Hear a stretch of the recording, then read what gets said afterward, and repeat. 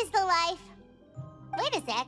Isn't something important supposed to happen today? Oh, today's our big day! We're supposed to leave the Fortress of Mirapede! Come on, we've got to go complete the release procedures now!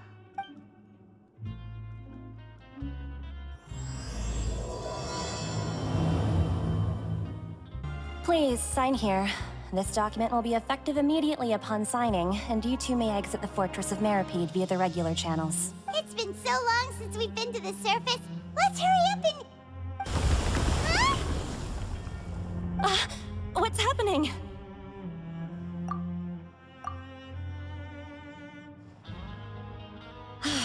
I'm fine, thanks.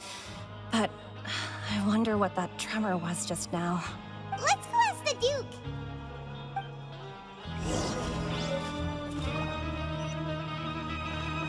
The wind rises.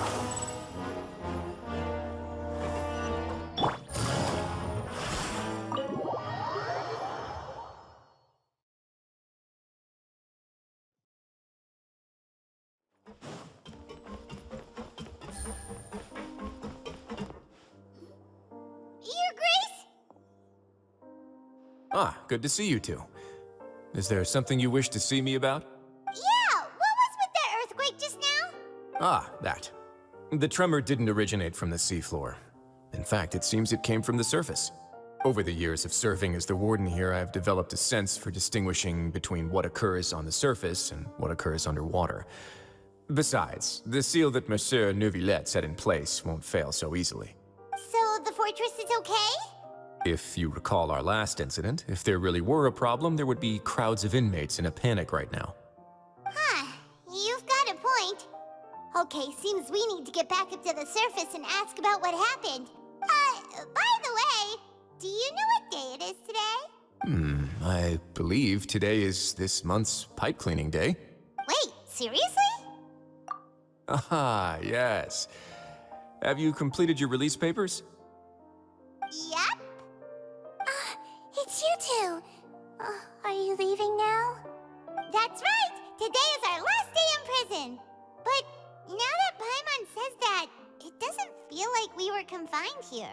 It's actually been pretty nice. Oh yeah, Paimon feels fond of this place now. Then be sure to come back and visit. I'll miss you. If you've signed the release papers, then you're free to go. The guards will escort you out. You're not going to see us off? I knew you'd ask. All right, sure. Let's go. Well, you actually agreed. No worries, you must be busy. Paimon was just joking. Ah, so you do have a polite side, I see. After being down here for so long, I imagine you must feel like you're lacking companionship. Shall I come along too? Yeah, don't worry, we'll come back to see you. Paimon really likes the cafeteria here. The chefs sure do know how to make good grub. I hope you won't be here as convicts the next time I see you. We'll do our best to stay out of trouble. Well, it seems our work in the Fortress of Mirapede is finished. That's the end of another chapter in our journey. And since Neuvillette was the one who asked us to come here, we should probably go report to him now. Next up, the Palais Mermonia. You're going to see Monsieur Neuvillette? Please pass on our kind regards. I'm sure just your regards will do, no? I believe it would be the polite thing to do. You're right. I've heard the Palais has been terribly busy these days. Tell him that I hope he hasn't been overwhelmed by the recent string of troubles. The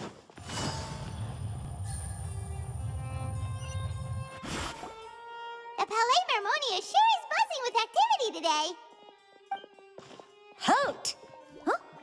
Oh, it's you two. Apologies. Monsieur Neuvillette did say you'd be welcome at any time. Excuse me, would you mind helping me take a look at this report? I'll be right there. Sorry, I've got my hands full here. You can see yourselves in. Everyone's so busy. Seems a lot has been happening.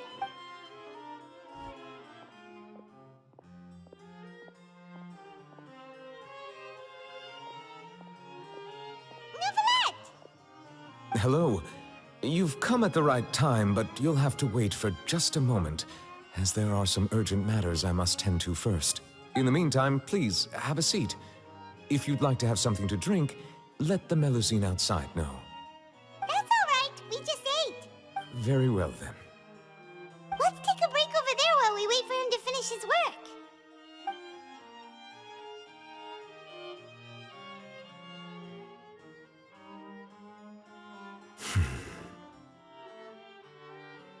All right. That should wrap things up for now. Are you done with your work? Yes, sorry to keep you waiting. Today should be the day you were released from the Fortress of Meripede, and it appears that you have managed to complete all the release paperwork. That's right, and we came here to see you right away.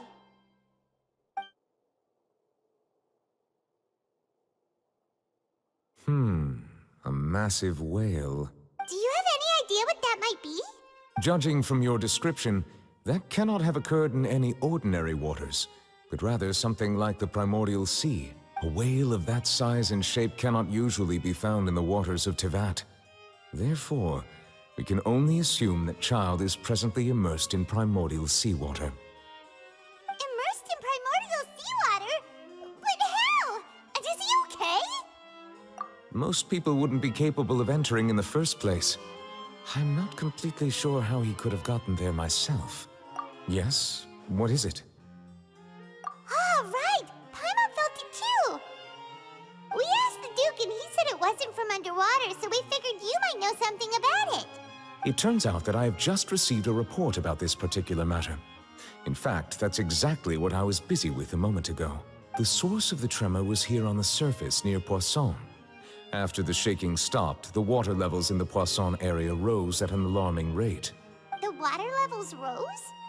Oh no! What about all the people there? Fortunately, the water levels only rose for a short period of time and have already returned to normal now.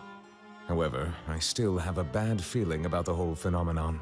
If the change in water levels is connected with the leaking primordial seawater, then the situation in Poisson may be much worse than it appears. Navia should be in Poisson, right? We need to go check on her! I would also like to go there as soon as possible, but I'm afraid I can't leave just yet. We must immediately formulate disaster prevention plans for the surrounding coastal areas to avoid potential catastrophes. I'll have to ask you two to go to Poisson first. I'll meet you there to check on the situation once I've finished things here. There's no time to lose! Let's get going! Please be careful.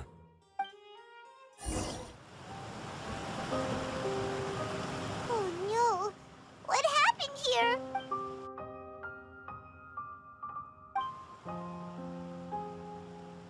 Navia should be around here, right? We need to make sure she's still... Paimon means we need to check on her. Squall Fury!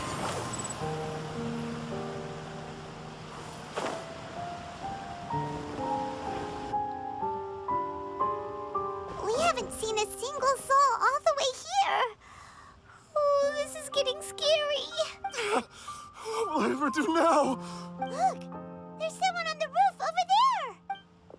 Just stay put! We're coming up! Watch your balance!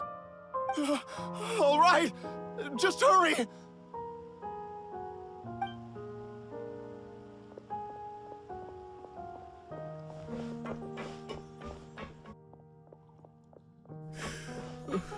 I'm not young anymore.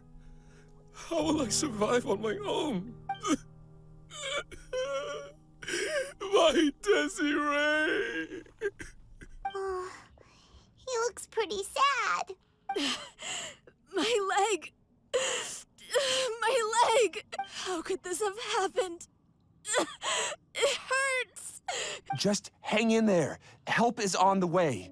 You can hold my hand if it makes you feel better.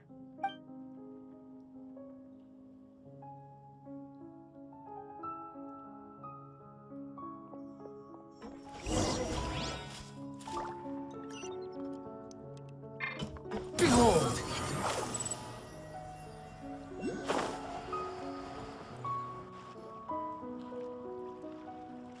Oh, it's Navia. She's over there. Hey, Navia, are you okay?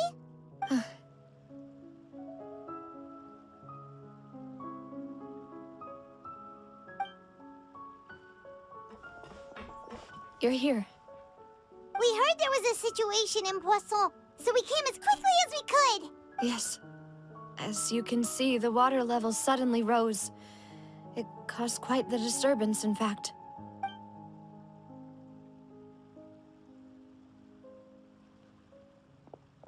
Demoiselle! There was a wounded resident next to a building southeast of here. We've already transported him to safety, but we've run out of medical supplies. He's wounded? How badly? He fell, so it's probably a broken leg. He's pretty shaken up. When the water level rose, he desperately climbed up to the roof. Once the water receded and he saw the ground, he became terrified and eventually... He jumped down then. Find the leader of Squad 1, and tell him to take the wounded resident to see a doctor. He should know where to go. Understood. I'll take over his search and rescue mission in the meantime. All right. You'll be in charge. I'm sorry. Where were we?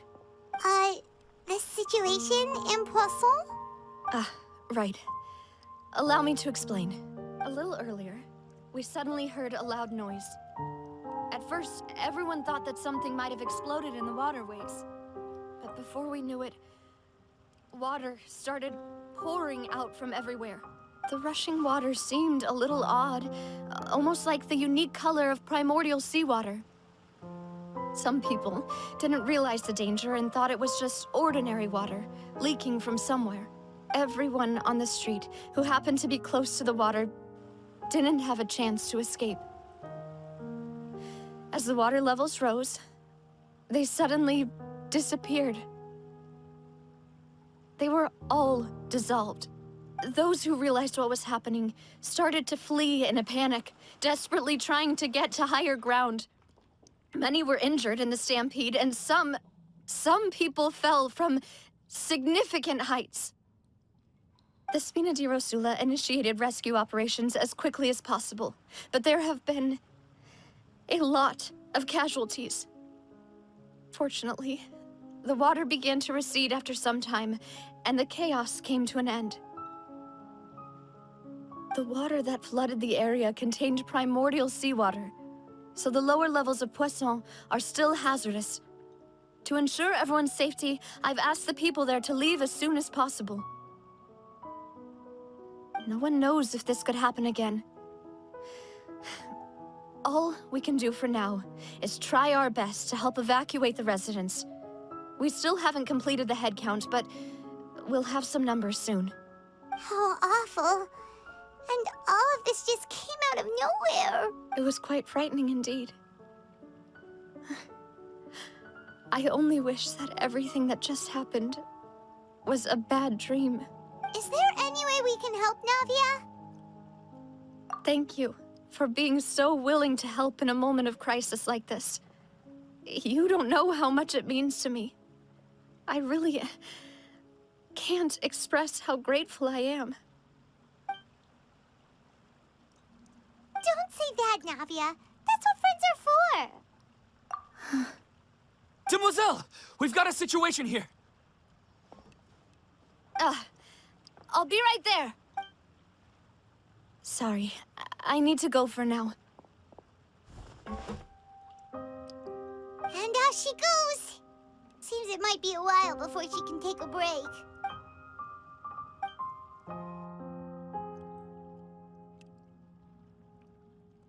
Okay, the wounded are being tended to, and we finished a preliminary head count. More support has just arrived, so I suppose I finally have a moment to focus on my own matters. Of course, we should remain ready for anything, and continue doing our best to rescue others. I'll be sure to have everyone at the Spina di Rosula ready to render assistance. Traveler, Paimon, would you two accompany me to my father's grave for a moment? Huh? Right now? Thank you.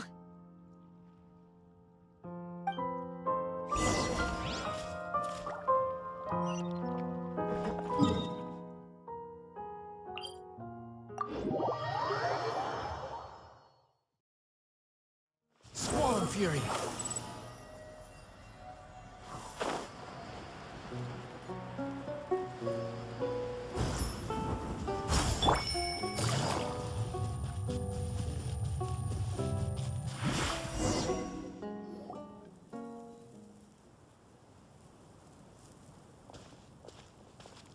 lot of people here, huh?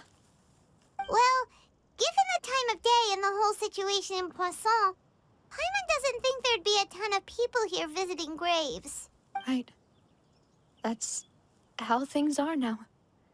The living are so exhausted that they've no strength to spare any words for the dead. Navia?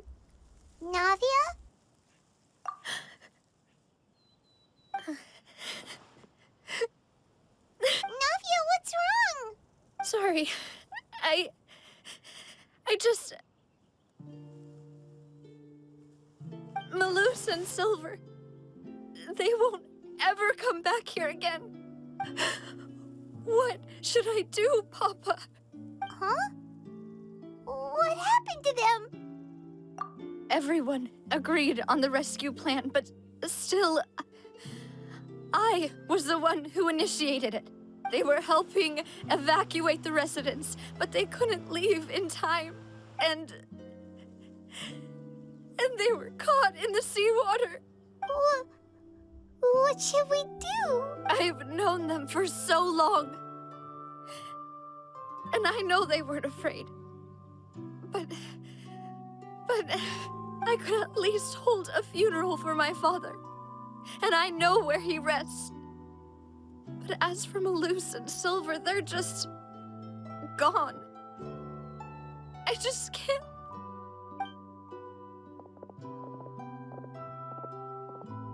Everything looks so clean after it rains. Even the gravestones. I didn't expect that you'd enjoy a glass of red wine in front of Master Callus's grave. I can understand. Besides, the scenery here isn't half bad. See, it's not just me. I always want to bring something when I visit Papa. Perhaps we might even have a picnic. He wouldn't be angry, would he? How could Master ever be upset with you, Demoiselle? Yet the cemetery is the home of those who have passed, is it not? Everyone ends up here sooner or later, no matter who you are. Buying yourself a plot in advance, are you? No need yet. But when I do, I hope you'll let me be buried beside Master Callus, Demoiselle. Hey, stop joking around. I'm quite serious. That way, it'll save us both the trip to see each other whenever you visit your father's grave. That makes sense. In that case, could I be buried on his other side? After all, besides you, Demoiselle, the two of us could certainly be considered Master's closest companions, no? Personally, I believe we fill those shoes just fine. Why are you bringing this up all of a sudden? Seriously. All right. I'll remember your requests. But I'd really prefer not to talk about this stuff. And what do you mean by saving me a trip? I'd make the journey even if I had to visit you two somewhere else. I'd promised to let them rest in peace here.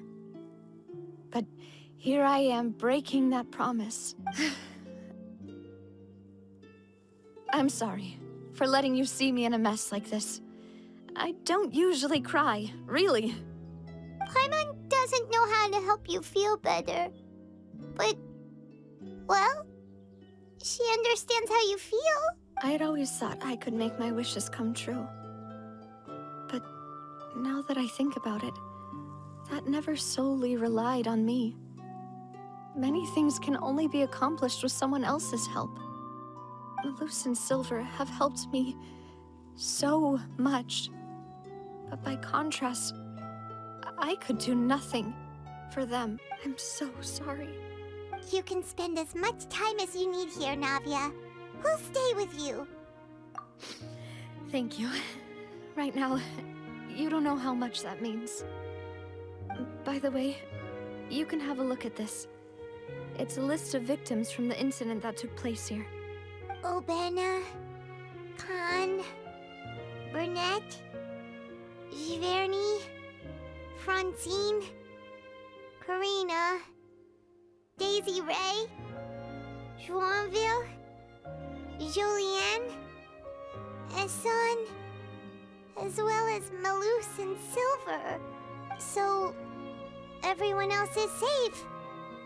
But still... It's okay. I know what you're thinking. And you're right. We lost Malus and Silver. But we were able to save more than we anticipated. The overall outcome indicates that the cost was worth it. Right. Don't think that way, Navia.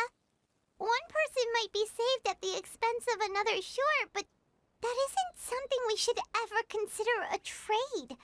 Malus and Silver were not the price for saving anyone. They're heroes. You're right. Thank you, Paimon. What you said just now was pretty amazing, actually. I'll remember your words. Oh, really? Seems you've become more eloquent in the time since we last met. The knave? What are you doing here? Is everything going well on your side?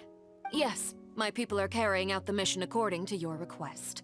All the residents of Poisson have been evacuated, and we're preparing to relocate them to higher ground.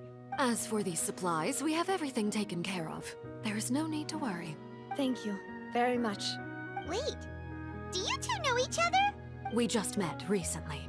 Right, Miss Navia? Usually, I would call this a coincidental encounter.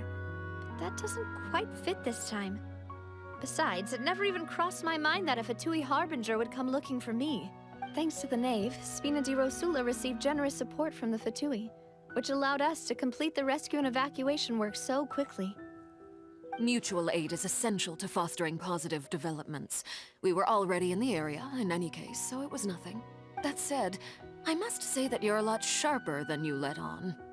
I'm sure you understand what I mean. I apologize for all the ways in which I tested you previously. We've never worked with a Fatui before, and it's extremely important for us to know who we're working with. My subordinates have reported that Fatui soldiers have been observing water levels and taking head counts in various locations. I hear that they've also prepared a large amount of emergency supplies. I'm quite surprised. This is nothing to brag about, nor do I intend to. It is simply the way of powerful organizations to act forcefully, whether they are doing good or ill. You've witnessed that firsthand, in any case. As I've told this traveler before, I know of the prophecy, and I intend to prevent the impending disaster. Lending your organization a hand was a natural first step in accomplishing that. As such, do not be troubled by this token of our sincerity. Perhaps one day, you'll also be able to help me in the same way. Without your help, there would have been many more casualties. I won't forget your kindness. Furthermore, I sincerely regret what happened to Malus and Silver. I only wish that my people could have arrived a little earlier to prevent this from happening. Don't say that. You and your subordinates did everything you could. As Paimon said, Malus and Silver didn't choose to sacrifice themselves for any specific person. And they weren't the price paid for other salvation. They chose to become heroes themselves. I've never liked hearing people put it that way.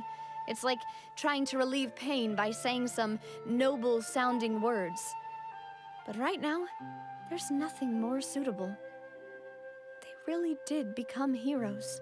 You're right. I'm sorry for your loss, Miss Navia. Water is life to Fontaine's people, and it also spells disaster. It's no wonder that people always say that prophecies represent fate. Fortunately, I've never been one for such opinions. So, you're one who will try to change fate, then? Of course. That is why I'm going to Hotel Bouffe de Thé. I still have some things to take care of, and the children need my attention.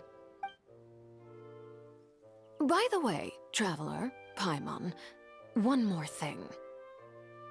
Alright, then we'll just... Huh? This isn't right. Paimon thought you would ask us to walk with you for a moment so you could tell us something in private. That is a clever and useful conversation technique, which I do like to use when necessary. But there's no need today.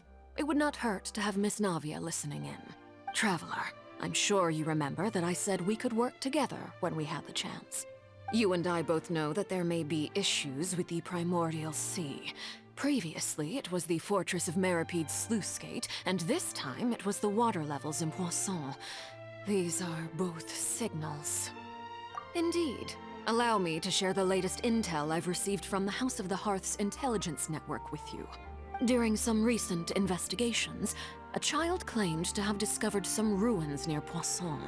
The ruins date back to ancient times, and seem to be worth investigating in many ways. Judging by the dating of the ruins, they may be related to the prophecy and the coming crisis. The situation is becoming more urgent, so any pertinent information will prove extremely precious. My people initially came to prepare for ruin exploration. Unexpectedly, this disaster struck, and at present, we're all busy prioritizing the rescue effort. So that's why the Fatui were already in Poisson. I wanted to take the children along, but unfortunately, Linny, Lynette, and Fremine have all been dispatched to higher ground to assist affected residents.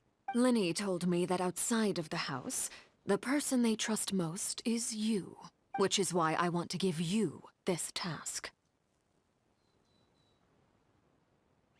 The House of the Hearth's members see each other as family, but Linny, Lynette, and Fremine said that they also see you as such, even though you are not from the house.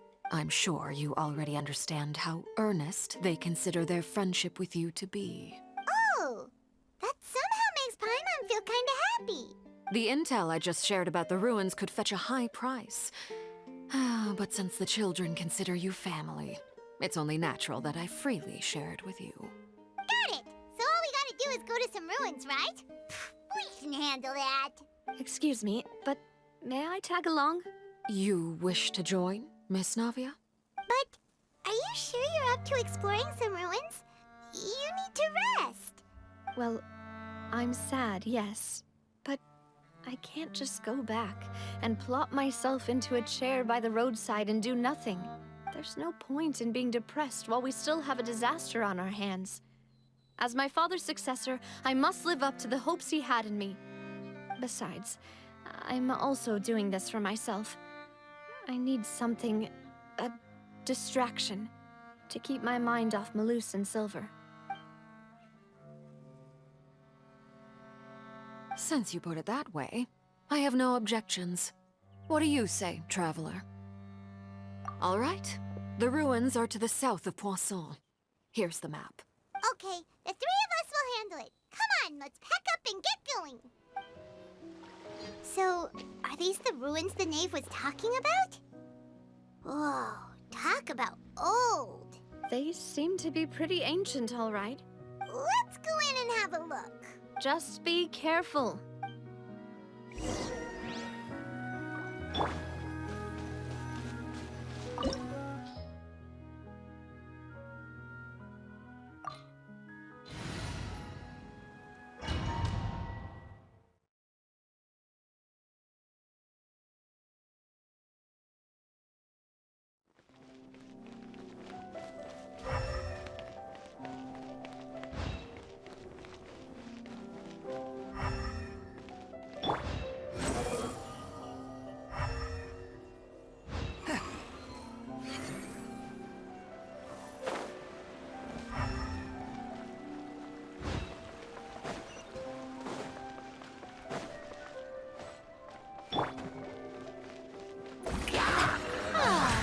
Time to shine! Rise. Think you can get away? Cry louder! Behold!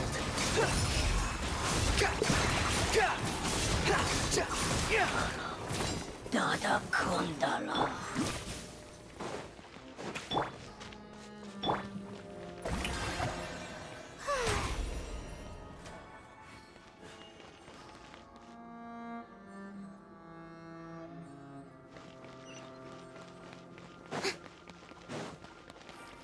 The floor here isn't safe. Yoo-hoo! Life goes on. The wind rises.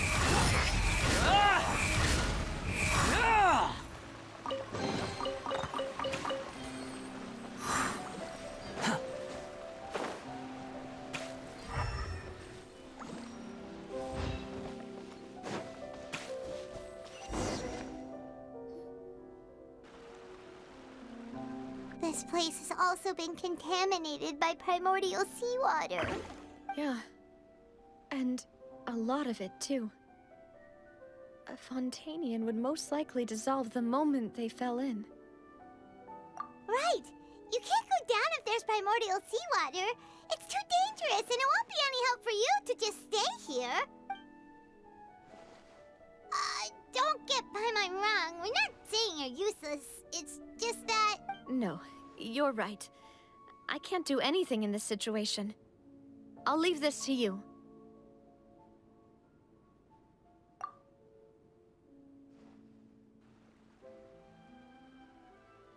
That complicates things.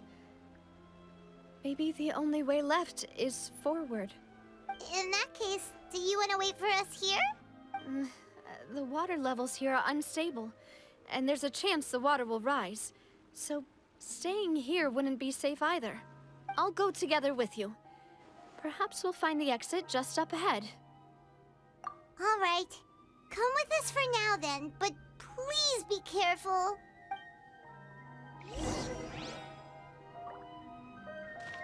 Behold!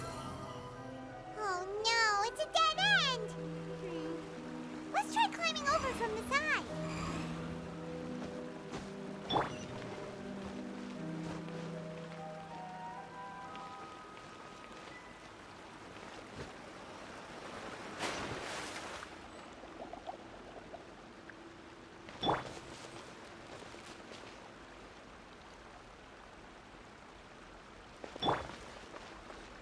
Squall Fury!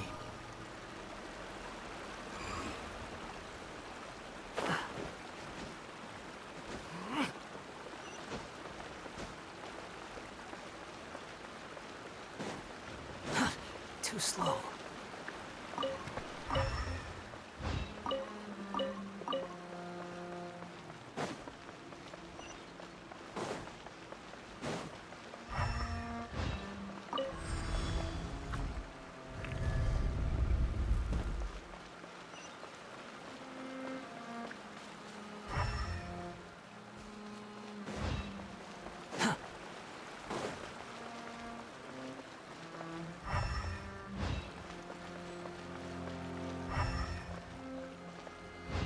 The wind rises. Wait,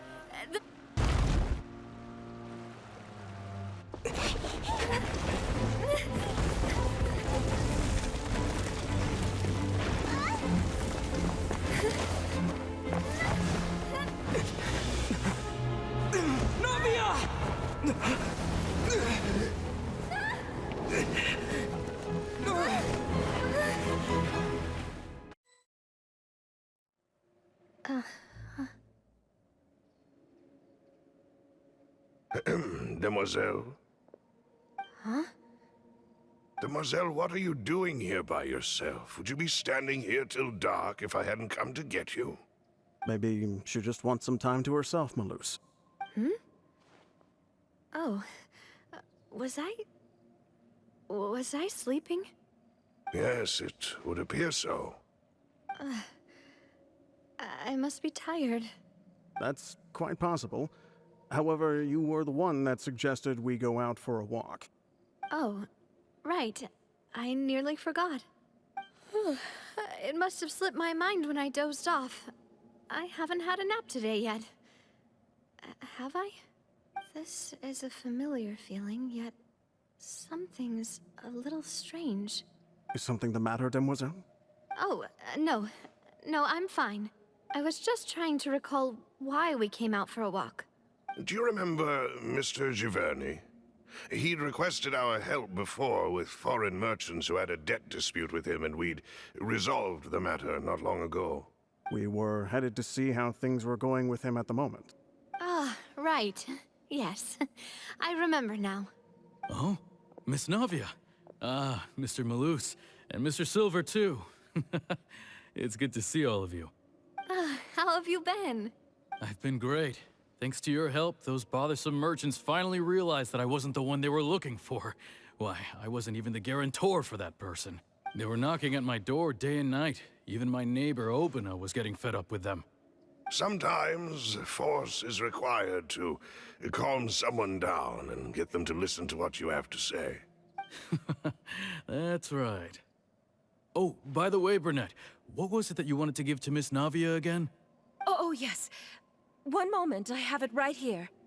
Miss Navia, these are some flower seeds that I prepared. Please take them.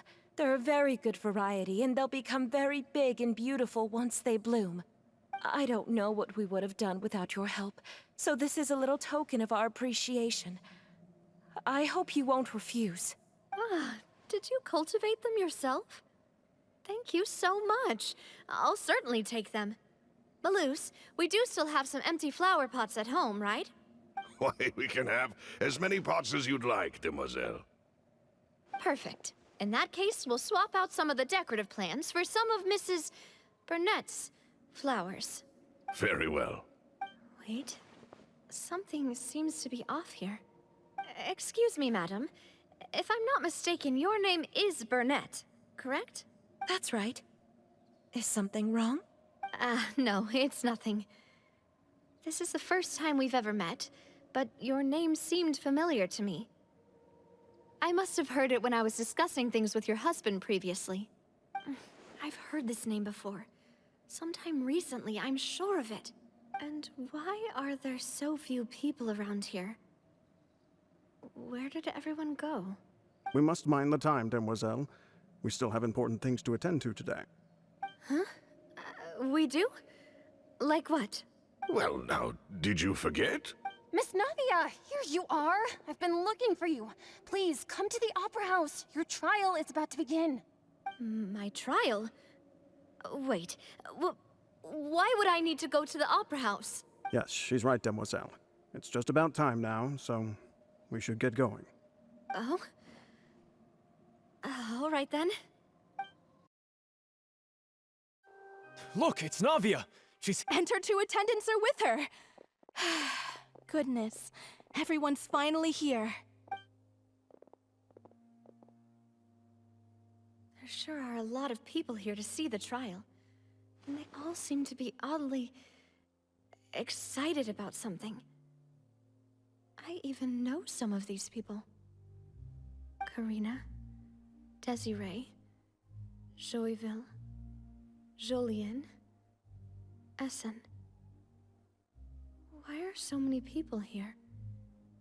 And why do I have no recollection of this case? And as for the judge... huh? Where's Monsieur Neuvillette? Please sit in the defendant's seat. Don't worry, Silver and I shall accompany you. All right. But are you sure you can stand behind me? Typically, it wouldn't be allowed, but today is an exception. Hey, what kind of place do they think this is? Come on, do they have any idea what they're doing? Seriously. Enough with the whispering! Could someone please tell me where Monsieur Neuvillette is? And why I'm standing trial? My dear Miss Navia, have you not yet realized what you've done? In that case, allow me to explain. As all here know, you are Master Callus's successor, the head of the Spina di Rosula, someone held in high regard by every soul in Poisson. After you took over the Spina, you treated all of us just like the late Master Callus had. If anyone in need reached out to you for help, you responded. Not only you, but your butler, your subordinates, nearly everyone in the Spina di Rosula fought for the well-being of those in Poisson. Wait a moment. Aren't you just proving that I'm a good person? Yes, correct. Absolutely right. And that is why you stand accused. You have helped so many people get through so many difficulties. You are one with us. We are inseparable. We are one big family, all of us who are from Poisson, inextricably linked. And with you being so important, we couldn't possibly do without you. Therefore, this fair and honorable court shall declare you guilty, and you shall stay here. You will be together with us forever. Huh? What are you saying? Everything you have said is correct.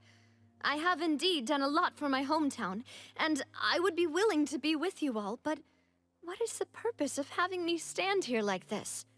What is there to discuss? Ah, well, if that's what you think, then I have no further comments. How wonderful, Miss Navia! I know all these people. Why are they laughing? I seem to remember now. Yes, I get it. This trial is... Wait just a moment. This isn't right! Malus? What was that, Mr. Malus? Our conclusion is very clear and unanimous. Let the court judge her now. She's guilty! Stay here, Navia! You're one of us! Demoiselle, don't admit guilt.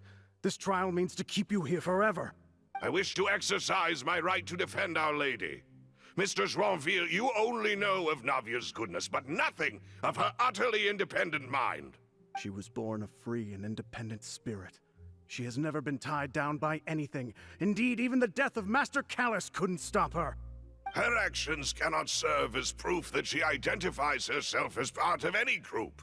She merely acted as an individual, extending her hand to help others. Please do not mistake her actions as being otherwise. Really? As an individual, you say?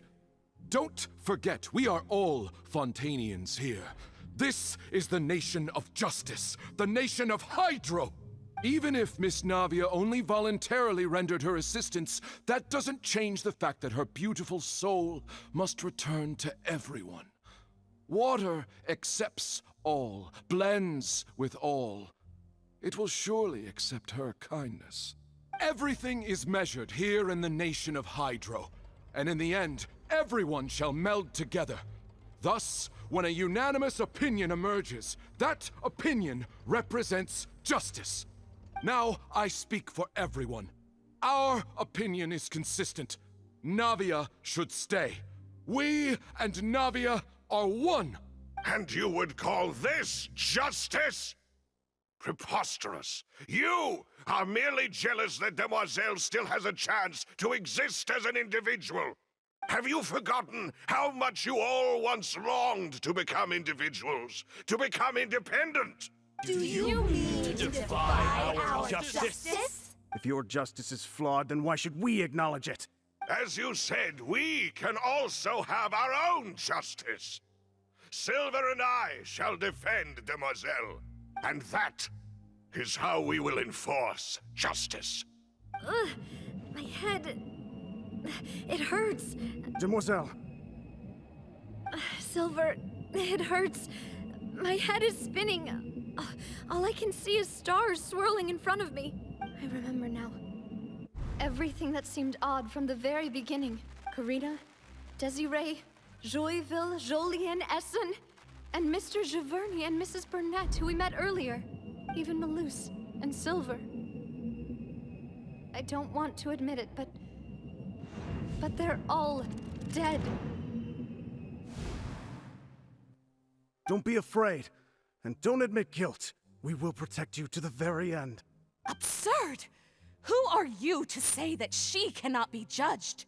We are the majority, and in the nation of trials, the majority is absolute justice. We are the will of all. Don't let them escape! We shall keep Navia here with us! Mr. Malus and Mr. Silver, must you be so stubborn? How could the two of you possibly hope to stand against the collective? Do not resist. This judgment is fair and just. Navia belongs to us. After all that happened, she should not be left alone in Poisson. What are you saying? No more excuses! He says we're jealous. Jealous? How could she possibly be an independent individual? What's with these people? Who's jealous of her? She belongs to us! Miss Navia, she... Silence!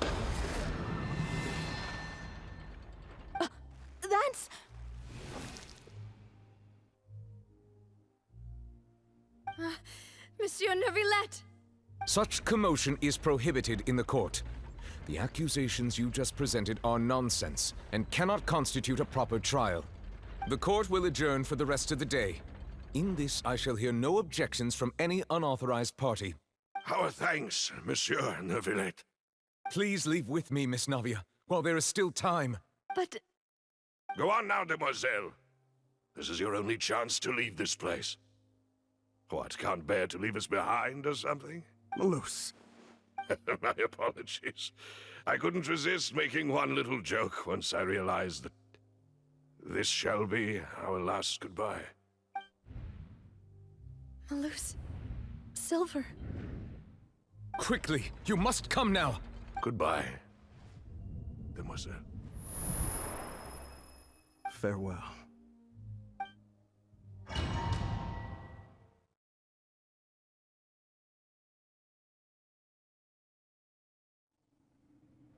No, wait! Just a second! Navia? You're awake. Good. I must have been dreaming. Malus and Silver were still alive, and they were defending me at some insane trial. It looks like you're all right. Did all the sad feelings cause you to have a nightmare? Paimon could give you a hug. The ruins you were exploring suffered a cave-in. When I arrived, I found you falling toward the water. You were just about to be dissolved within, but I... What is it? I think I saw 2 Oceanids protecting you. It was only for a moment, perhaps even a fraction of a second, but they gave me the chance to retrieve you. Were it not for their intervention, I would not have been able to rescue you before your consciousness dissipated. Wait, did you say Oceanids?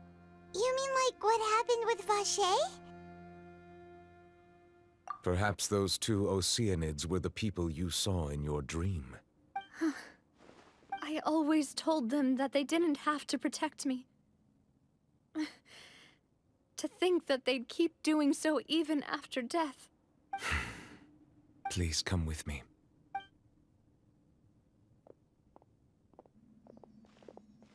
Neuvillette, are you okay? Oh, I am quite all right. Perhaps there's something we could chat about? Why do you look so stiff all of a sudden? Oh, Paimon knows. You're the type who feels awkward when there's nothing to talk about, right? I merely thought that we should give Navia some time to herself. Huh? Why didn't you just say so then? Don't you think it's even more awkward to call us over like this and then have nothing to talk about? I suppose so. Ah, Sigewinne. I hope all is well with her these days. Her work in the Fortress of Meropide has not been too much for her, has it? No way, don't worry. She's doing fine down there. She's an amazing head nurse. I see. Well, that is good. I have always worried that Sigewinne would need a lot of time to understand the world of humanity, just as I have. Oh, and the Duke also says hi. Even though Sigewinne made him do that. He hopes that you haven't been overwhelmed by all that's happened lately. Thank you. I have indeed been busy lately, and I also hope that everything is going well in the Fortress of Meropide. He still doesn't know what to talk about. Let's chat about something else then. So, Neuvillette, you're probably quite the swimmer, huh? Yes, of course. This isn't going anywhere. Let's try something else. How did you find these ruins? Did the knave tell you? Yes, in fact. I had arranged to meet you in Poisson, but when I arrived, I discovered that the Fatui were helping the residents evacuate. They had even transported a large quantity of supplies to the area. Amid my astonishment, I ran into the knave, and we had a chat. She informed me that she had asked you to investigate the ancient ruins here. Yeah, we originally planned to meet up with you, but we thought you might still be busy with all those official documents. We didn't think exploring the ruins would take very long, and who would have thought you'd wrap things up so quickly?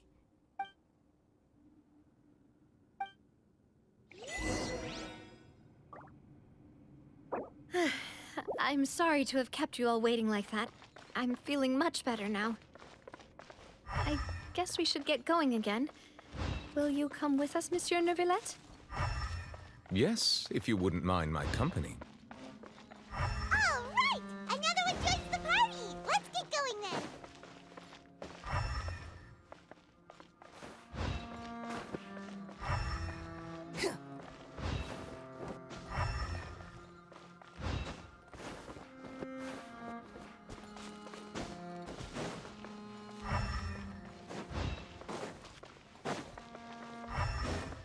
Oh no!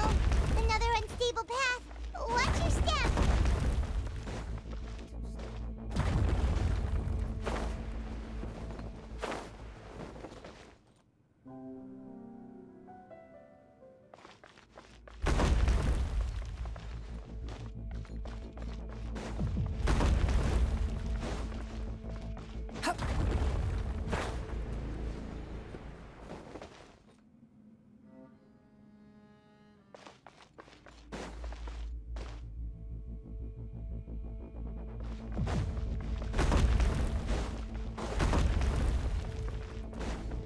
Behold!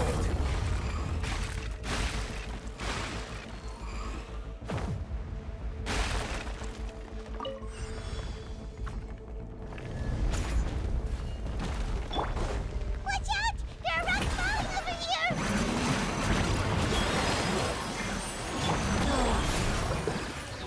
Orders given. Orders received. The wind rises.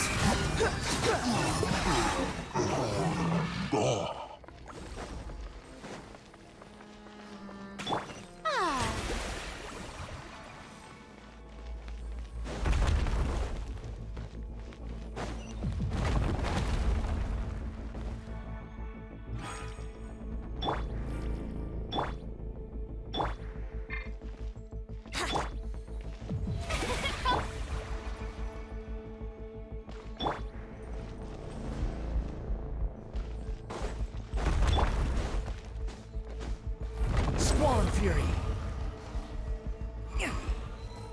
Seems we're almost at the top. Keep it up!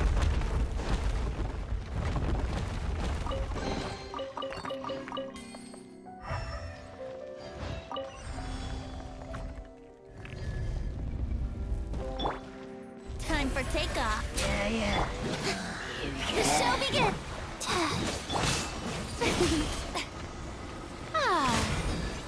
Wheel of life. Let the world collide! Behold!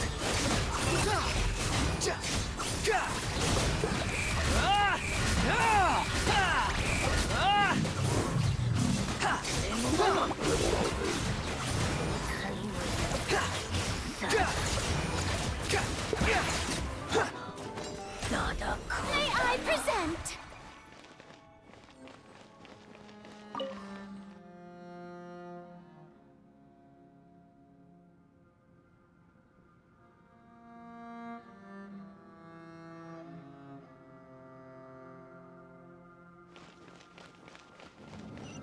The show begins!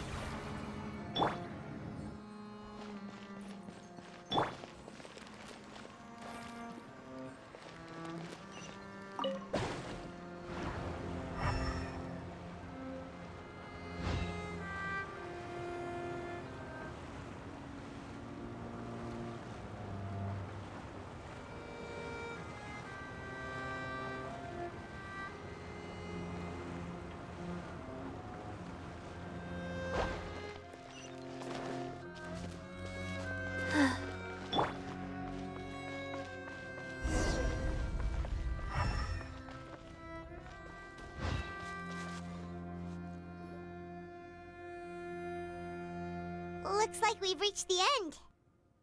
This is the place. There should not be any other hidden spaces in the vicinity. The path sure had some twists and turns, but it turns out that this place isn't actually that big.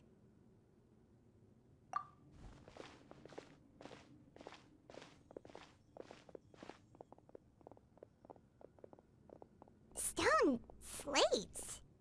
It seems like they were put here as an offering. Could we take them down and have a look?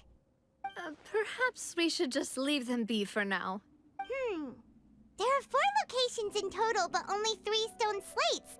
The slate that should be in the first empty spot is missing. The surrounding walls also show signs of damage. There's something written below. Let Paimon see. Reason dictates that this nation be destroyed. I shall record the history of its future here in its past. Say what? It feels like someone left these slates and these words here for a purpose. But does he mean that Fontaine should be destroyed? That would fit the circumstances dictated by the prophecy, yes. Indeed, the slate's contents correspond to it. Take the second slate, for example. There's a person kneeling here. She seems so dedicated. And there's a whole bunch of other people behind her doing the same. She's facing this... what is this? Some kind of island in the sky? And is that Lady Farina in the third image? Did the Hydro Archon fall into the water? And is that a ring of people around her? Paimon doesn't quite get it. Are they all in the water? The fourth image. I know this one. This exactly matches the content of the prophecy. The people will all be dissolved into the waters, and only the Hydro Archon will remain, weeping on her throne.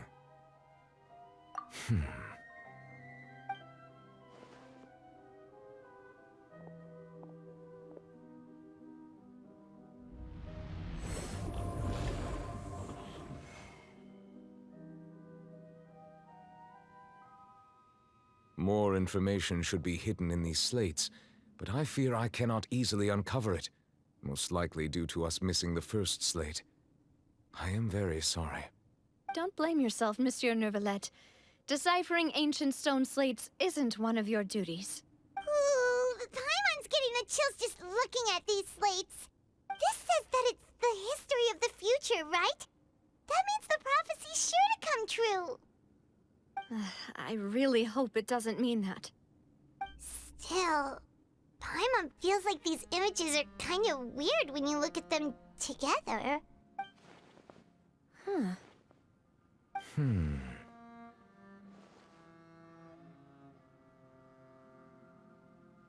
That's right! If the images are in chronological order, shouldn't the fourth, the waters drowning Fontaine, come before the third, where the Hydro Archon herself falls into the water? And yet the order is reversed here.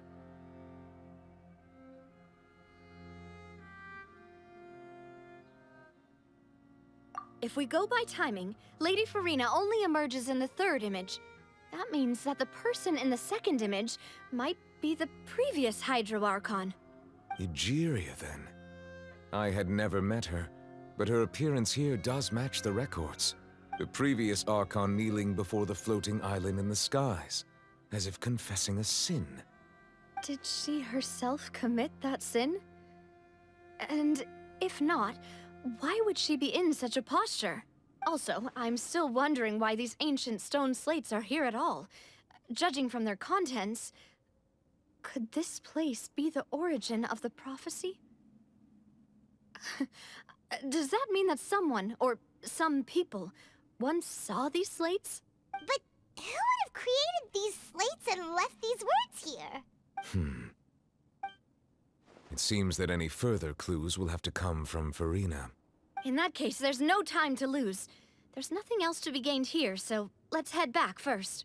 Yeah, we better get somewhere safe for now.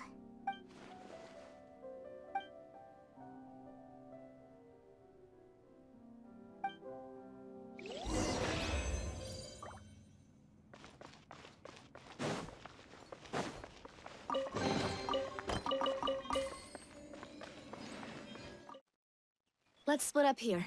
I'm going to check on what's happening with the Spina. You know how it is. There's some things you just need to be there for yourself. You still have energy for that, Navia? Paimon's already beat. Just head back to the Fleuve Cendre and have a rest then. Thanks for keeping me company all this time. I'll depart as well. Thanks for your hard work today. Rest well, everyone. Traveler, I will go talk to Farina tomorrow morning to ask about the stone slates. I'm sure that you're concerned about this matter as well. If you have time, drop by my office. I will share the results of our discussion with you. Are you really gonna talk to her about this directly? Will that be a problem? Paimon's getting a little scared now that it's come to this. She has long been harboring secrets, and will not give them up easily. Which makes it all the more my duty to ensure that she understands the present situation. Alright, we'll leave it in your hands then. You're probably the best person to talk to her anyway. I will be carefully considering my words tonight. Traveler, Paimon, our safe house at the Fleuve Cendre is always open to you, as ever. So please don't think you're an imposition. All right. I'll be on my way then.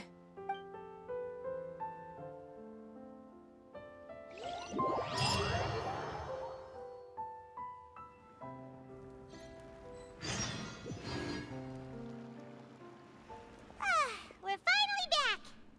Welcome back. We've got a special menu prepared for you two tonight. Yay! And there's good food too! Navi, no, the boss is the best. Ooh, desserts! Nice! These are all Paimon's! Paimon's already starting to forget what happened today. Oh, that voice. Is that who I think it is? Huh? It's you two. What are you doing in Fontaine?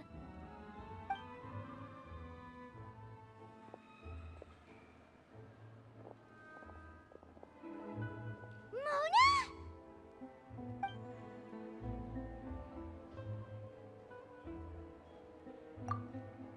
Seriously, nobody just uses a scry glass whenever they've got time to just see who they'll meet on the road. Still, we didn't expect to see you here. Wait, you're not a Fontainian, are you, Mona? Well, I have some business to attend to here, so I booked a hotel in the city. I was just out for a stroll when I bumped into you. Quite unexpectedly, if I might add. Why did you think I was from Fontaine, though? Is that because Magistus doesn't sound much like a Mondstadter surname? Yeah, let's go with that. Well, I used to have my own surname, which was, well, some other thing. Either way, the old hag told me when she took me as her disciple that the first step to being a great astrologist's pupil was to change that name. There was nothing for it, really. She really is amazing at astrology, so I changed my name to what it is now according to her wishes. To my surprise, however, Magistus is not the name of some ancient house or clan. It isn't? Nope. Although it is used by us in place of surnames, it generally just means great. Wow! Imagine including a boast in your name. Wait, are you gonna have to put that into your genealogy as well? I reckon so. In any case, I'd give my disciple a name like this as well, if I were to take one. Astromancer Barbeloth Trismegistus. Whoa, that's a long one. Does it also mean great or something? My name means Mona the Great Astrologist. As for the old hag, hers is, in plain speech, the thrice-as-great Scholar of the Stars. Just take it as a title specific to astrologists. Thrice as great? That's so petty. I know, right? That's just how she is. She used to call herself Magistus, actually, but when she took me in, she changed her name to Trismegistus. Talk about excessive. Magistus is thus the calling card of our school, so to speak, which makes it about the same as a surname. It's all right if you don't get it. You can look into it further should you need to study astrology more deeply. That sounds terrible! But anyway, you're not Fontainian, are you, Mona? You're from Mondstadt, right? Well, I was born in Mondstadt, yes. My parents migrated to Dornman Port, and I traveled with the old hag for a while, after which I settled down in Mondstadt City. Oh, that's a good thing then. At least we know you won't be dissolved by Fontaine's waters. Speaking of that, I'm sure you're aware that a bunch of things have happened here in Fontaine, right? I know you're not a local, but I'd avoid getting too close to any water that looks strange all the same. There's something ominous about it. Well, the water, I mean. That was the main reason, yes. Just a while back, the Steambird invited me to take part in a panel and speak about the circulation of the prophecy as an astrologist. The invitation was sent quite early on. I don't think anyone expected Fontaine to be in this much trouble. What do you make of that prophecy, Mona? Just tell us what you think as an astrologist. Your word would go a long way to make things more certain and less scary. What I can tell you is that I'm an astrologist, and that this prophecy concerns the fate of Fontaine, even that of all Tevat. Ascertaining this is akin to reading the fortune of the whole world. I'm afraid that this is not something that just anyone can do. If I could do it, you would no longer call me an astrologist, but a visionary. But on the flip side, the prophecy is so huge and powerful that it must surely come from a powerful visionary. Its contents involve the fate of the world. Disregarding it would be a mistake. A visionary? Sounds really powerful and all, but does such a person really exist? Of course. The old hag could do it, and I'd bet there are others amongst those Hexenzirkel colleagues of hers who could do something similar. Huh? Are you sure? All right, I'll help you. It isn't often that I see you with such a serious look on your face. I'll tell you once I hear back from her. Thanks, Mona! You're amazing as always! Oh, well, this is something only I can do after all. So yes, your praises are quite welcome. That's the greatest of astrologists for you! Of all the people we know, you know the star's the best! Indeed. That's the spirit. Oh, sorry. I came to see what all the commotion was about. If there's anything you need, do not hesitate to inform the Spina di Rosula. Oh, whoops. Guess we were getting a little too carried away there. Well, I'll go tend to my own business now. If I receive any news, I'll be sure to come find you two again. And there she goes, quick as rushing water. And here we are with the Spina guy giving us suspicious looks. Right, but we were able to recruit Mona's help, didn't we? Our Fontainian friends will thank us someday.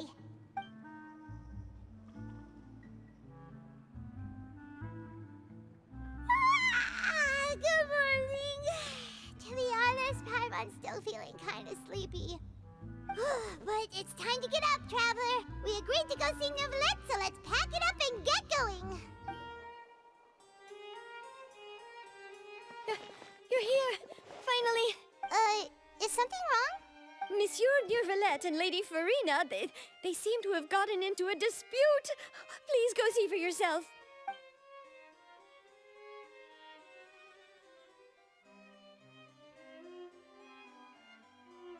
Like I said, I've already explained everything. And yet the problem has not been properly solved. There is little space for excuses between us. It is not my intention to offend you, but please, tell me where you stand. You are the Hydro Archon Focalor, are you not? Look at this. This is a list of the victims from the recent Poisson incident.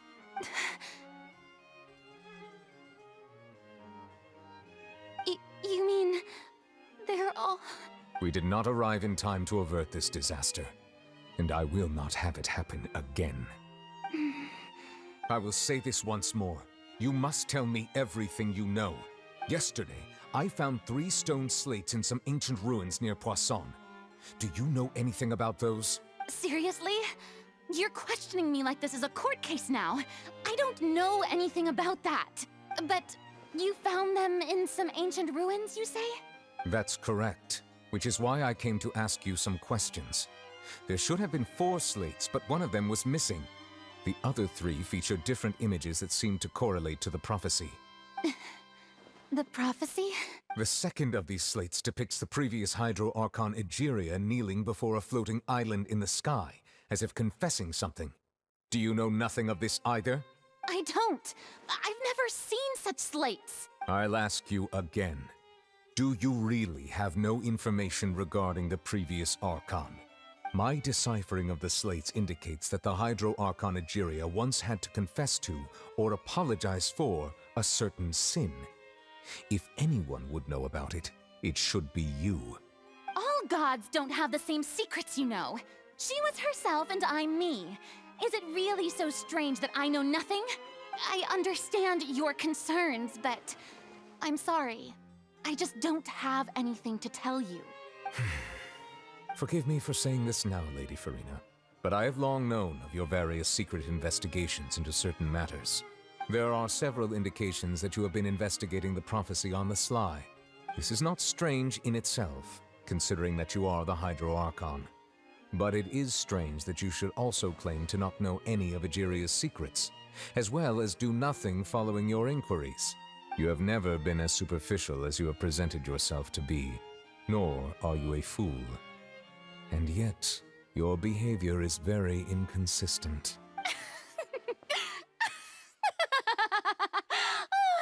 So you've been watching me all this time, have you? I didn't think you were that type. You...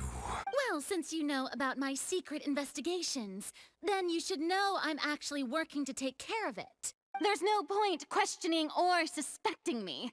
You're the Eudix, but you're still my subordinate. You should be following my lead. Just trust in me, your Archon, and do as I say. Never mind whether you can truly convince yourself to or not. It'll all turn out fine. That's all I have to say. We do not discuss this matter again. Oh, the opera's about to start. Toodles!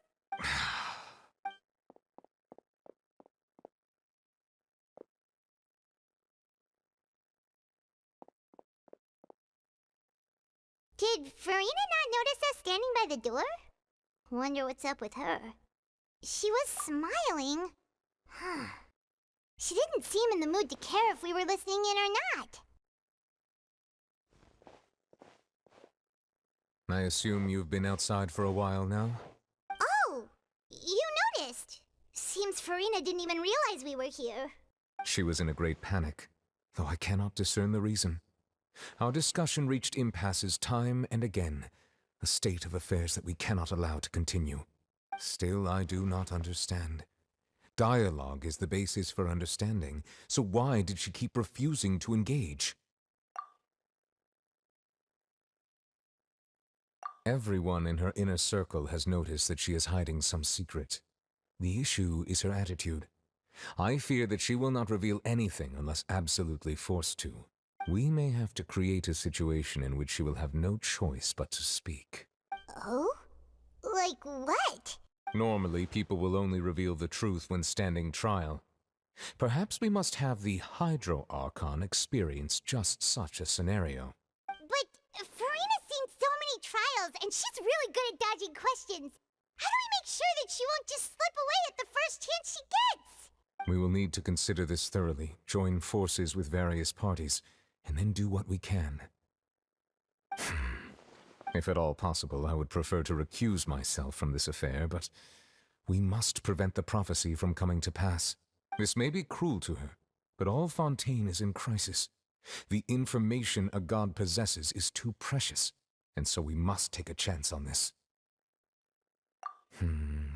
But who will lend us their aid to do such a thing?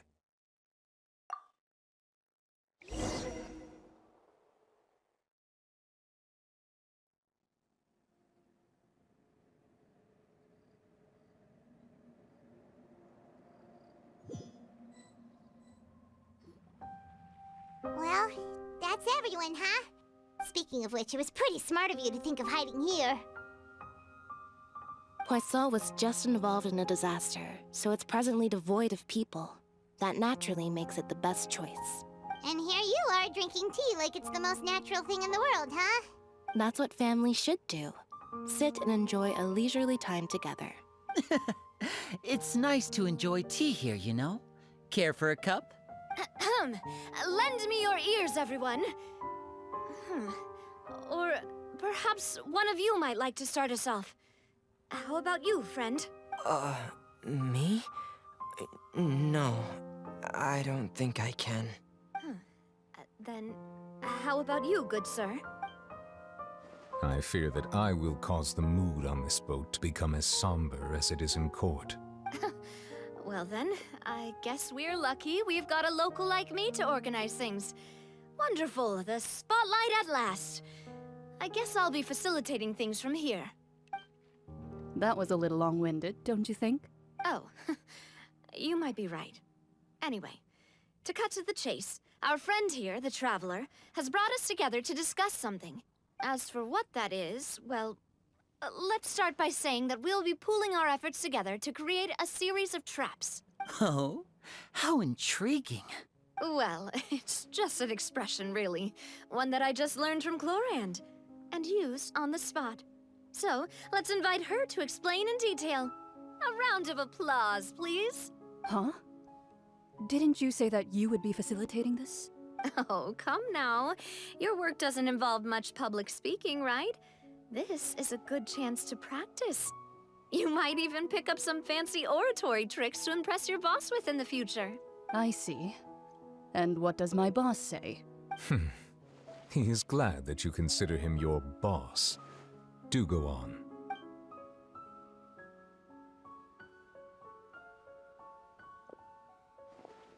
In that case, do any of you have experience hunting? Not that I recall. Fremine and I once used a wooden stick in a basket to catch wild rabbits when we were younger. As for Lynette, oh, right. You were sick that day, weren't you? I've also gone diving to catch some fish before. Does that count? I'm afraid not. You may or may not have heard, but Fontaine once played host to a group known as the Marechaussee Hunters. Though that was their name, they did not hunt animals, but rather various monsters left behind by the ancient dynasty of King Remus. Today, Fontaine's monster population has already thinned greatly, so the hunters have blended back into society, taking up arms in other lines of work. They even left a unique methodology of hunting in their wake. A trap comprises of the following components: bait, a trigger, and a containment device. Sometimes a lethal implement will also be necessary to deal with the prey. So, if we were to build a trap together, right now, what would you choose to build it with? For me, I would prefer something basket-shaped. Pigeons and rabbits will see the bait and naturally enter the snare. Our line of work requires a deft hand, and we're some of the best in the industry, so you can count on our techniques. You used some of those techniques while moving the people of Poisson, didn't you? My subordinates mentioned that you even performed some magic for the bawling children. Yes, and I even managed to gather some intelligence in the meantime. I'm quite the multitasker if I do say so myself. I'm afraid I can't claim that as my strong suit. I prefer more stable methods, like placing bait in the water and waiting for the fish to come within reach. That's the kind of method I would count on. Calm and steady. Exactly the kind of person who would catch loads of fish. And I can be their assistant. With discretion, I'm sure. I'd probably use some sort of mechanical animal. Papa once bought me some small clockwork squirrels, mice, and such. When placed in the forest, they can attract others of their kind. I remember that you liked those too, didn't you? I did. And that would be a good way to go about it. If they're realistic enough, animals of the same kind will follow them all the way to the trap. What about you, Monsieur Neuvillette? I fear I do not have any related experience. That makes sense. You usually solve problems directly, without the use of any such tricks. But I do have one more question for you, Monsieur. If we were to create a trap now, how would you design it? I would like for it to be effective, but bring no harm to the prey. A more gentle trap would be ideal. Kind, as always. However, our intention doesn't necessarily change the containment device and the type of implement we need. If we wanted to kill the prey in one strike, we would need a powerful implement. However, that also goes for prey that must be captured and safely contained. Wait, why's that? Only a hunter who's a true expert at subduing their prey can snare it without harming it. The line that divides life and death is often exceedingly thin. So are we going hunting together? seeing ourselves as hunters. It kinda works, but maybe it's still not the best metaphor. If our means of capturing and dealing with our prey is to put them on trial, then the hunting metaphor is actually quite accurate. But we shall require much more courage than any hunter to judge a god, a being whose seat is an exalted throne. Oh, so that's what's going on. Sounds very interesting.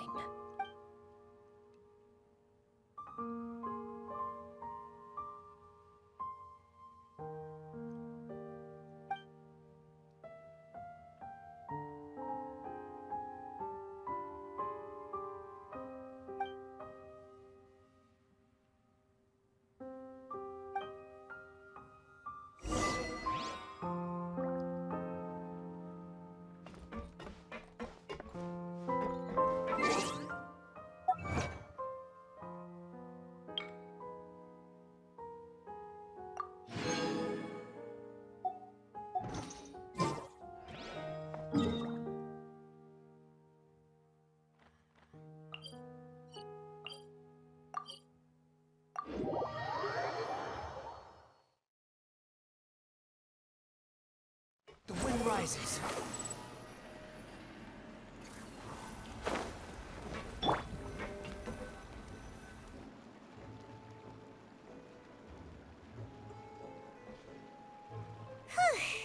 It's been a tough few days, hasn't it? So much has been happening. Paimon didn't think the meetings would go on for so long, but everyone seemed pretty fired up, huh? Paimon thought they'd be at least a little frightened. Well, Fremine was, now that Paimon thinks about it, but everyone else just looked a little surprised. Well, it's hard to say. Paimon doesn't have any experience with this sort of thing. But with you around, Paimon sure will do great. After all, you're the most reliable person in the world, aren't you? Did you just pour some tea? Paimon didn't notice you doing that at all. Then what's that? Paimon's never seen that cup before. Don't be frightened. I'm just joining you two for tea. I merely refrained from saying anything till now. Who's that voice? But there's no one here. Ah, have you forgotten me already? Wait, you are familiar. You're the voice we heard from the sky in Sumeru. The voice from the sky, I fear that description is wrong. Though, not completely wrong. You're feeling lost now, just as you were feeling previously. I sensed that confusion and thus came to you. Guiding people is an irresistible hobby of mine, after all. Consider me a passerby, just accepting a commission from my friend's disciple on a whim.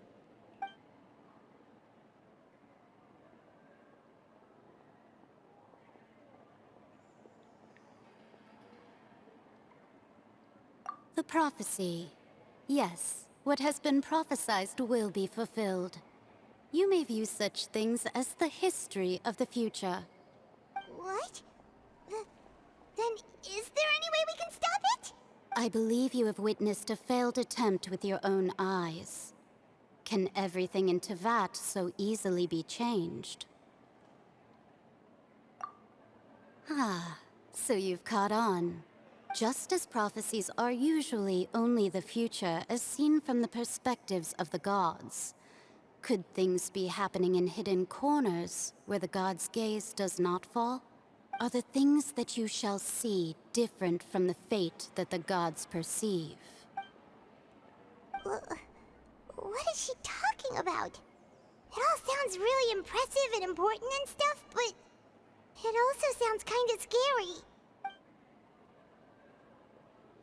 I believe that you understand, right?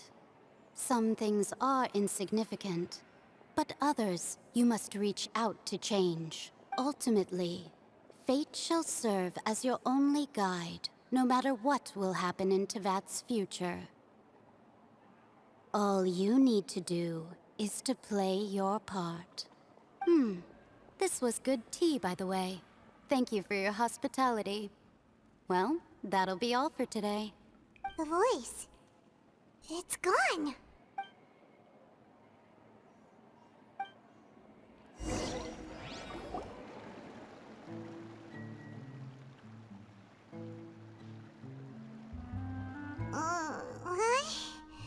I want to hear someone talking. All right, coming. Hey, it's you who's getting lazy, okay? Well, I see I've walked in on some lively banter. Mona! Fine, just fine. I went to take part in that Steambird panel. It turned out to be more interesting than I expected. Not all Fontainians are pessimistic about this. One journalist mentioned that sitting around and waiting for the end to come would be wrong, and that they should make their own rescue preparations. I agreed, so we had a brief chat with her. Did she have pink hair by any chance? Why, yes! It was Charlotte. You remember her, right? That daredevil journalist. I'm in full support of her view. Prophecies are very important, but how can people allow their lives to be commandeered by just a few words? That's right! Paimon's glad to hear something sensible for once. Ah, yes. About what we had discussed before. I did try, but I'm afraid I couldn't reach the old hag. I'll try again tonight, but I wouldn't get your hopes up. Huh?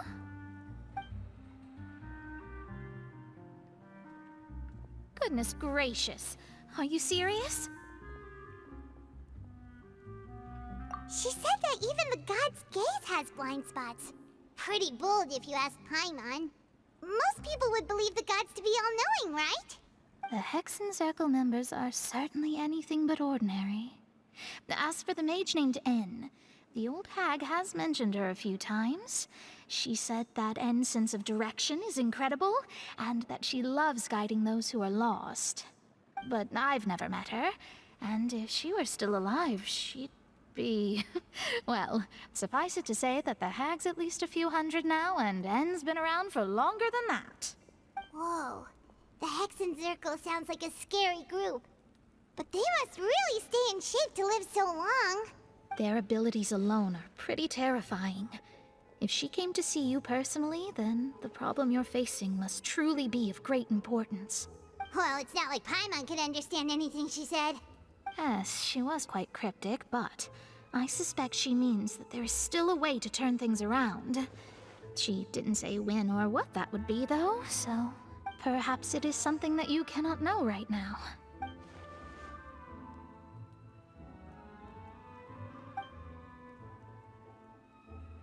Traveler, Paimon, are you two all right? Oh, we're fine. We're just a little down right now. It kind of feels like the end is coming, you know? I see. I feel that same sense of desperation, too. I guess you could consider me someone who has often witnessed fate. So far as I have seen, it cannot be swayed. But even so, I still hope for, and believe in, miracles. Astrology is eternal and rational, but fate may not be. It is cruel, but it can also be beautiful. Perhaps that's what En was trying to tell you. Not to lose heart, and to believe that what you are seeing playing out before you is not yet set in stone. I did originally think of steering clear of all this, but I couldn't. Even if this is all futile, I still wish to help everyone. If we don't struggle to the last, then how can we face the end when it comes? Huh. You do have a point. There I go, talking about astrological principles again. Sorry about that. The moment I start talking about work-related stuff... I need to get going. It was worth trying to comfort you, even if only a little. I believe that you'll help those who are struggling in the same way I did. I suppose that might be why we always seem to meet by coincidence. Paimon feels kind of moved by what Mona said. But also kind of sad, too. Hey, Traveler. Paimon suddenly feels like going outside for a walk. Let's go. Let's walk around the city, shall we? There's a few spots we always like to walk by. Huh? Our names are written in this newspaper. what's going on? Let Paimon see! The underwater stronghold, the Fortress of Meripede, has continued in its noble autonomy, but that does not mean that others cannot interact with it. My recent attempts to enter the fortress bore little fruit. Huh. Guess Charlotte still hasn't given up on that. Thus, did an Outlander friend become the focus of this report, a blonde adventurer with their white fairy legends trailing in their wake. It is said that this mysterious traveler once visited the underwater fortress. So while the fortress's interior remains a mystery behind closed doors, do not fear, for the tales of the traveler contain surprises in spades. Journalist Charlotte's biggest scoop yet, the Traveler's Trail, World Walker. Huh. Charlotte took so many awesome photos of us and we never even noticed her. She hasn't been able to get a hold of anything at the fortress, so since we're easier to find, she's using us as the subject matter instead? Ugh, seriously? Well, fine. Those headlines and photos do look cool, so Paimon will forgive her this time.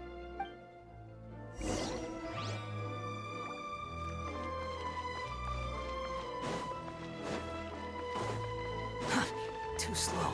Behold!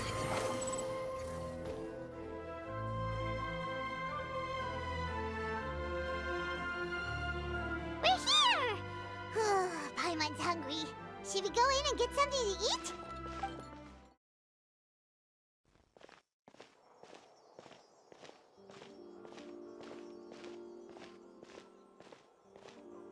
Hey, quick!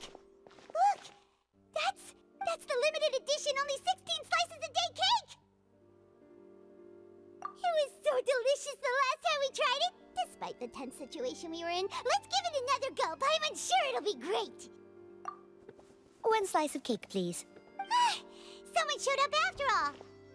Oh, wait, you're the one from the Palais Millennia. Oh, are you here to buy cake too? It seems Monsieur Nervalette was right. You really can eat. Wait, did he really say something like that? That's right. Even he has his own preferences when it comes to food. As for me, I love the cake and coffee here. Do you come here often? Usually every day. Every day? It's part of my daily schedule, apart from work. I shall have my cake and coffee. Then what if someone told you one day that this place would be closing soon, and you wouldn't get to eat cake here anymore? What would you think? But why would it close? Well, Paimon doesn't know either, but maybe the waters will rise tomorrow. You know, like in the prophecy. Oh, the prophecy. To be honest, I haven't paid much attention to that. No, still, even if there'd be no more cake tomorrow, that wouldn't keep me from having some today. No, it's the same for eating in general. You might not be able to eat tomorrow, but if you can do so today, then you should carry on. That's what people call living, you know. Huh. Don't be sad. Excuse me, could I have 2 more slices of cake to go? These 2 slices are for you. Sijuin said that this kind of expression you're making is what humans call being sad. Oh, you know Sijuin? I sure do. She was born before me, and she sometimes comes to the surface to teach us things about humans. She said that humans are creatures that are saddened easily, yes, and you can only lift their spirits by feeding them delicious food. So please try the cakes here. I've got something else to do, so I'll be going now. You two try to stay in a good mood after eating, all right? Bye.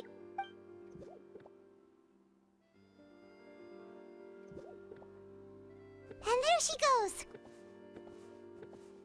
All right, let's dig in. I'm sure this cake will be delicious. It's more delicious than last time, and the flavor gets even better with a sip of tea. It sure would be nice if we could come again tomorrow. Sure would be nice if we could always eat delicious food here. Oh, we're near the Steambird office. Let's go look for Charlotte and have a chat.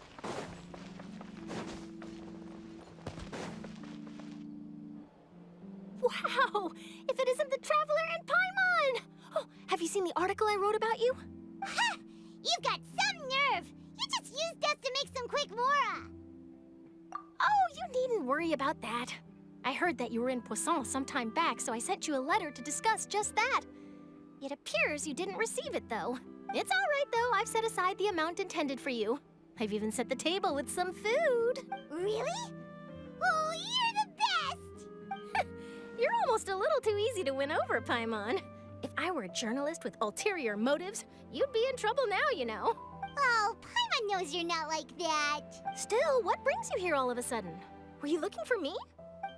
When Mona mentioned you, we thought of coming to see you at work. I see. It seems you've already bumped into Mona here in Fontaine. So she mentioned me? What did she say? She said that you're a real daredevil of a journalist. Nice. In which case, can this daredevil journalist dare to request an exclusive interview with the legendary traveler and Paimon? Huh? So your article in the paper today doesn't count? Oh, of course it doesn't. That was more like live photography.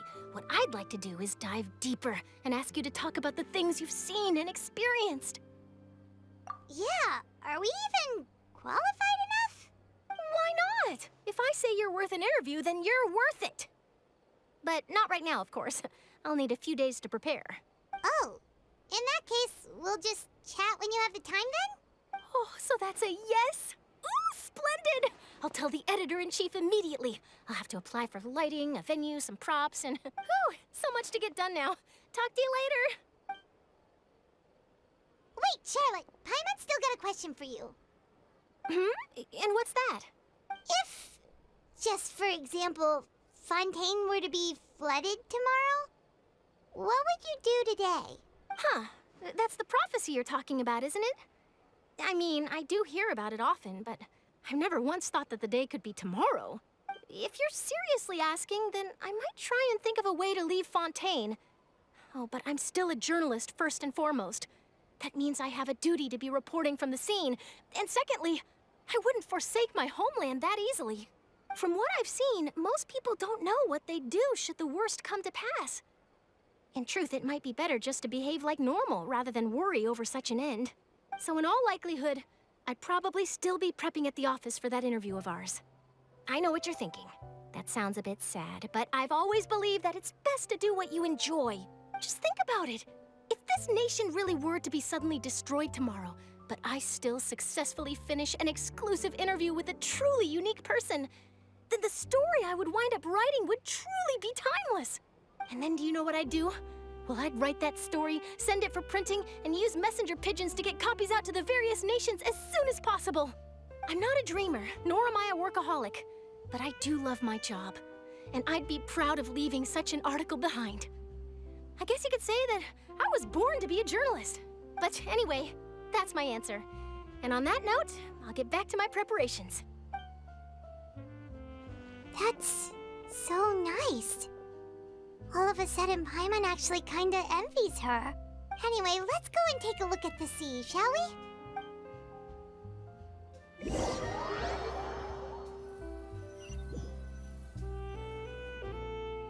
The sea breeze and scenery can be a pretty soothing combo, huh? Paimon's been thinking. If it wasn't Fontaine, but all of Tevat that would be destroyed tomorrow, where would we go and what would we do? No, Paimon should ask, if you could choose, what would you like to do?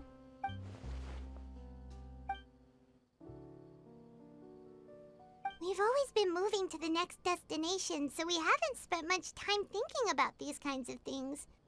We didn't have to either, with us always being on the road and whatnot. You mean, still traveling?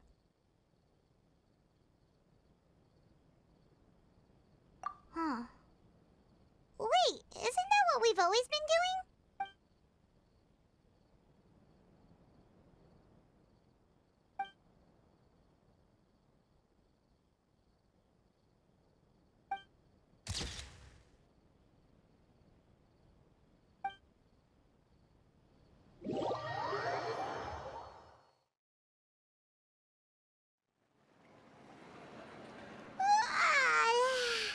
Feels like you'll grow mold if you stay here long enough. But it's still better than the Fortress of Mirapede, that's for sure. It's not only damp there, but salty too. Ah, so the two of you are still here. Wonderful. Oh, you're from the Palais Mermonia, aren't you? Yes, I'm Isadora. Monsieur Nervillet sent me to look for you two before. I heard that afterward you went to the fortress of Meropide. Not at all. I'm well aware that you're friends of his. Actually, I'm here to pass along a message from him. Yes, inside the Opera House. The Maréchaussée Phantom has declared the incident a small-scale riot. A riot? Well, that said, I don't personally think it was that serious. Lady Farina was watching a performance at the Opera House, and while she was resting during an intermission, some other audience members suddenly started harassing her, loudly accusing her of doing nothing about the prophecy crisis. And before she could respond, others started to join in. The crowd continued to grow, and protests against the Hydro Archon started to break out. So people have started to put the blame on Farina. Guess they finally found an outlet for the pressure they've been under due to the prophecy. I agree. People will naturally rely on gods, as is customary. But the moment people feel threatened, gods are also the first to be blamed. So what happened after that? Is Farina okay? Seeing that the situation was spiraling out of control and that further argument was pointless, she claimed that she'd gotten tired of this and left in a hurry. The Maréchaussée Phantom had their hands full maintaining order and did not catch where Lady Farina had gone. Only when things had stabilized did we realize that she had gone missing. So, you mean she's still missing? That's right. The Maréchaussée has dispatched many people to search for her, but we don't have any leads yet. That said, I don't think there's much to worry about. She is a god after all. Even if she were to fall into the hands of rioters, what could ordinary people do to her? Good. Monsieur Nervillet sent me to tell you about the situation, but he didn't say anything else. Don't worry, this is more than enough to go on. Thanks for keeping us informed. Ah, is that so? Well, all right then. In that case, you two take care. I'll be heading back to the Palais now. Well, sounds like we should hurry over to Poisson then. If we know Farina, she won't try to fix things in this situation. Instead, she'll look for a place to wait out the heat.